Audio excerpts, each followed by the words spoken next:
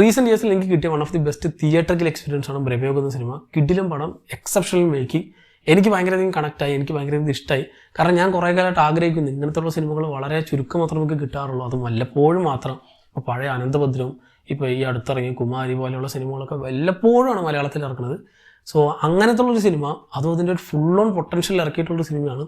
It was fantastic. ഒരു Hollywood ലെവലിൽ നിന്നല്ല, ഇത് ഇങ്ങനത്തെ ഒരു സിനിമ നമ്മൾ വേറെ കണ്ടിട്ടുണ്ടാവില്ല എന്ന രീതിയിലാണ് ഇത് മേക്ക് ചെയ്ത് വെച്ചിട്ടുള്ളത്. ഇപ്പോൾ പെട്ടെന്ന് ഇപ്പോൾ റിലേറ്റ് ചെയ്യാനോ അല്ലെങ്കിൽ പെട്ടെന്ന് ഇപ്പോൾ കണക്ട് ചെയ്യാനോ ഈ സിനിമ എനിക്ക് തോന്നുന്നത് തുമ്പാടായിട്ടാണ്. തുമ്പാട് ഇഷ്ടമായിട്ടുണ്ടെങ്കിൽ തീർച്ചയായിട്ടും ഈ സിനിമ ഇഷ്ടമാവും. തുമ്പാട് പോലത്തെ അല്ലെങ്കിൽ അതിൻ്റെ റീമേക്ക് എന്നൊന്നല്ല ഞാൻ പറഞ്ഞത്, അതിൻ്റെ ആ ഒരു വൈബ് തരുന്നൊരു മൂവിയാണ്. സോ ഒരു മന, ഒരു ഇല്ലം, അതുമായി ചുറ്റിപ്പറ്റിയുള്ള കുറച്ച് കാര്യങ്ങൾ, അവിടെ നടക്കുന്നൊരു ഹൊറർ എക്സ്പീരിയൻസ് ആണെന്ന് ഇതിൻ്റെ ട്രെയിലറിൽ ഓൾറെഡി പ്രോമിസ് ചെയ്തിരുന്നു. അതിൻ്റെ എക്സ്ട്രീമായിട്ട് നമുക്ക് കാണാൻ പറ്റും ഇതിൽ. സോ ഒരുപാട് ട്വിസ്റ്റ് ആൻഡ് ടേൺസ് ഒക്കെ സിനിമയിൽ വരുന്നുണ്ട്. അതൊന്നും ആരും തന്നെ സ്പോയിൽ ചെയ്യരുത്, കാരണം സിനിമയുടെ മെയിൻ പ്ലോട്ടുകളിൽ ഒന്നാണത്. സോ എന്താണ്, എങ്ങനെയാണ് നടക്കുന്നത്, എന്താണ് ഇപ്പോൾ കാണുന്നത്, എവിടെയാണ് നടക്കുന്നുള്ള ആ ഒരു ഫിക്ഷണൽ സ്പേസിൽ ഈ സിനിമ ഗംഭീരമായിട്ട് വർക്കൗട്ട് ആവുന്നുണ്ട്. എനിക്കിപ്പോൾ കൊറിയയിൽ വെയിലിംഗ് എന്ന് പറഞ്ഞൊരു സിനിമ ഉണ്ടായിരുന്നു, അത് ഇതേപോലത്തെ ഒരു വൈബ് തരുന്ന സിനിമയാണ്. ഇപ്പോൾ ഹൊറാണെന്ന് പറഞ്ഞ് നിങ്ങളിപ്പോൾ ഒരു കോഞ്ചറിങ് പ്രതീക്ഷിച്ച് സിനിമയ്ക്ക് പോരുത്. ഇത് ആ രീതിയിലുള്ളൊരു മോഡലിലുള്ള സിനിമ അല്ല, ഒരു ഹൊറർ മിസ്റ്ററിയാണ്. സോ അതെന്താണെന്നുള്ളത് എക്സ്പീരിയൻസ് ചെയ്ത് തന്നെ നോക്കുക. കാരണം അതിനെപ്പറ്റി ഒന്നും പറയാൻ പറ്റില്ല, സിനിമയ്ക്കകത്തുള്ള കാര്യങ്ങളെ പറ്റി അല്ലെങ്കിൽ അതിൻ്റെ കഥയെ പറ്റിയിട്ടോ. പക്ഷേ ഈ കഥ ഈ ഒരു കാസ്റ്റിനെ വെച്ച് മാത്രമേ എനിക്ക് വർക്കൗട്ട് ആവുള്ളൂ എന്ന് തോന്നുന്നുണ്ട്. കാരണം മമ്മൂക്കനെ പോലെ ഒരു ആക്ടർ ആ സിനിമയിൽ വരുമ്പോൾ മൂപ്പർക്ക് ചെയ്യാൻ പറ്റുന്ന അല്ലെങ്കിൽ മൂപ്പറെ ഇൻഫ്ലുവൻസ് ചെയ്യുന്ന കുറേ സാധനങ്ങളുണ്ട്, അല്ലെങ്കിൽ മൂപ്പർ ചെയ്തു വെച്ചിട്ടുള്ള കുറേ ഗംഭീര ഐറ്റങ്ങളുണ്ട്. കുറേ പർട്ടിക്കുലർ ഷോർട്സും സീക്വൻസുകളൊക്കെ തന്നെ അർജുൻ അശോകനും സിദ്ധാർത്ഥും ഒക്കെ തന്നെ കിഡിലിനായിട്ട് പെർഫോം ചെയ്തിട്ടുള്ള അവർക്ക് അതിനുള്ള സ്പേസും കൊടുത്തിട്ടുണ്ട്. പ്രത്യേകിച്ച് എനിക്ക് തോന്നുന്നു എല്ലാവരുടെയും കൂടുതലായിട്ട് അർജുൻ അശോകനാണ് കുറച്ചും കൂടി സ്പേസ് കുറവുള്ളത്. സോ കിഡിലിനായിട്ട് യൂട്ടിലൈസ് ചെയ്തിട്ടുണ്ട്. ആൻഡ് ഇതിന് മേക്കിംഗ് വൈസ് ഇതിന് മുമ്പ് ഞാൻ പറഞ്ഞിട്ടുള്ള പോലെ തന്നെ ഈ വെയർ വൂൾഫ് ബൈ നൈറ്റ് എന്ന് പറഞ്ഞ സിനിമയൊക്കെ ഉണ്ട്, അല്ലെങ്കിൽ ആ ഷോർട്ടൊക്കെ ഉണ്ട് നമ്മുടെ ഡിസ്നിയുടെ അല്ലെങ്കിൽ മാർവലിലൊക്കെ തന്നെ. അതേപോലെ ഈ ഹൊറർ എന്നുള്ള കാര്യം ബ്ലാക്ക് ആൻഡ് വൈറ്റ് കാണിക്കുമ്പോൾ ചെയ്ത് വെക്കാൻ പറ്റുന്ന ഒരുപാട് ഗംഭീര സാധനങ്ങളുണ്ട്.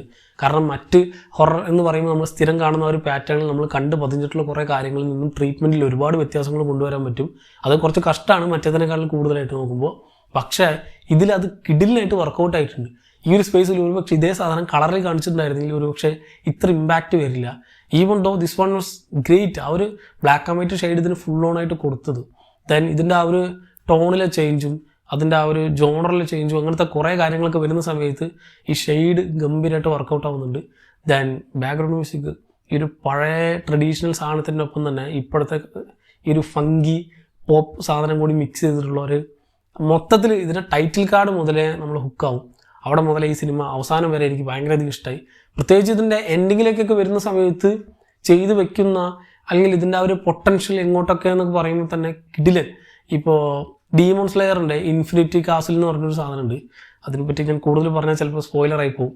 അതിൽ കണ്ടിട്ടുള്ള പോലത്തെയുള്ള കുറേ കിടിലൻ സാധനങ്ങൾ, കുറേ കിടിലൻ ഷോട്ടുകൾ, അതിൻ്റെയൊക്കെ യൂസേജ് ഒക്കെ നമുക്കിതിൽ കാണാൻ സാധിക്കും. സോ ഇങ്ങനെയും ഇത് ട്രീറ്റ് ചെയ്യാം എന്ന് കാണിക്കുന്ന, അല്ലെങ്കിൽ മലയാളത്തിൽ നിന്നും ഇത്തരത്തിലുള്ള ഒരു വേൾഡ് ക്ലാസ് ഐറ്റം നമുക്ക് തരാൻ സാധിക്കും എന്നും കൂടി പ്രൂവ് ചെയ്യുന്നൊരു സിനിമയാണ്. ഇറക്കുന്ന എല്ലാ സിനിമയും പാൻ ഇന്ത്യൻ എന്ന് പറഞ്ഞ് ഇറക്കാതെ ഇത്തരത്തിലുള്ള സിനിമകൾ വേണം ഇറക്കാൻ. കാരണം ഈ സിനിമയ്ക്കാണ് പാൻ ഇന്ത്യന് ഒരു അർത്ഥമുള്ളതെന്ന് പറയാം.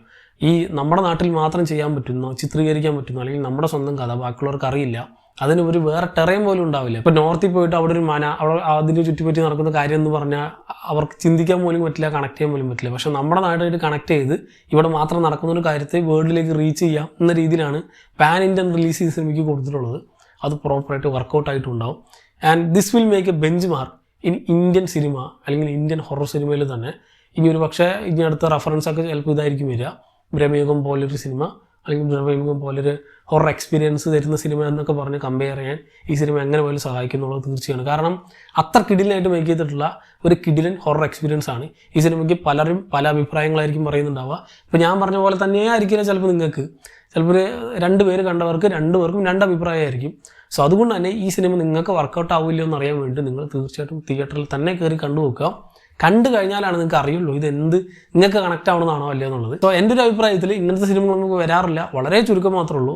തീർച്ചയായിട്ടും ഇത് തിയേറ്ററിൽ തന്നെ പോയി കണ്ട് എക്സ്പീരിയൻസ് ചെയ്യേണ്ട സാധനമാണ്. And the sound design was great.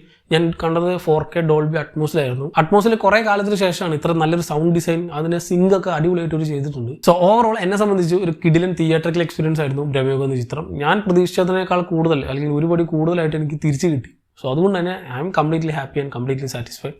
So cinema കണ്ടവരാണ് നിങ്ങളെങ്കിൽ നിങ്ങളുടെ അഭിപ്രായം എന്താണെന്നുള്ളത് താഴെ കമന്റ് ബോക്സിൽ കമൻറ്റ് ചെയ്യുക. മറ്റൊരു വീഡിയോയിലൂടെ വീണ്ടും കാണാം. നന്ദി.